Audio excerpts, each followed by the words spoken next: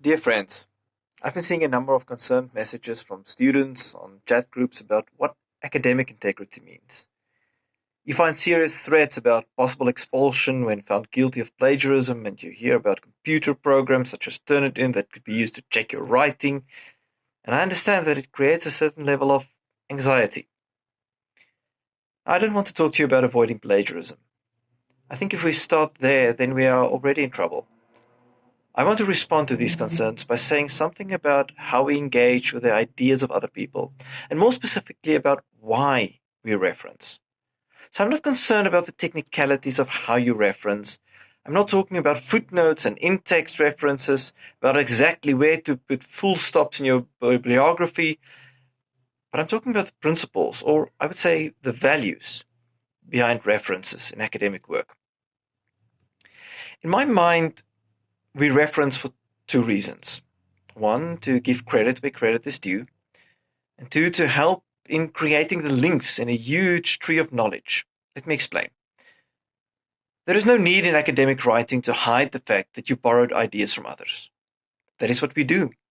Academic work is not about a competition, it is about a huge collaborative exercise. We always borrow ideas from others. We critique them, compare them, and we mix them in new ways. We allow the ideas of others to form who we are, to over time become part of our ideas. But if we learned an idea from someone else, then we give credit where credit is due. In academic writing, we do that with a reference. And note that I'm not speaking about the words of others, but about the ideas. Obviously, we quote and reference those words we borrow, but we also reference people when we are paraphrasing their work or acknowledging that it is their work that informed us on a particular point. But while giving credit where credit is due, we are joining a long history of helping each other to find ideas. When you read my work, you'll be able to see where I got certain ideas. You'll be able to go back and read them for yourself, deciding whether you agree with my interpretation of this source, or even noting when I'm completely misunderstanding the source. But it doesn't stop there.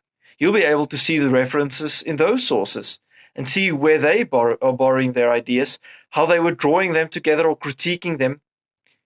In this, every time we reference, are helping to make the links between sources. Now, if we remember why we reference and keep to these principles, then there's no reason to be anxious about our writing. You know which words are yours, and you know which ideas you borrowed.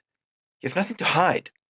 And in complete transparency, you tell your readers, even if they are your lecturers, who you want to credit for forming your thoughts. And you point your readers back to look at these ideas for themselves. And hopefully, if you approach your academic writing with these values in place, you'll see that those long technical referencing guides has a certain logic to them. It ensures that your readers know exactly where to look to trace your ideas.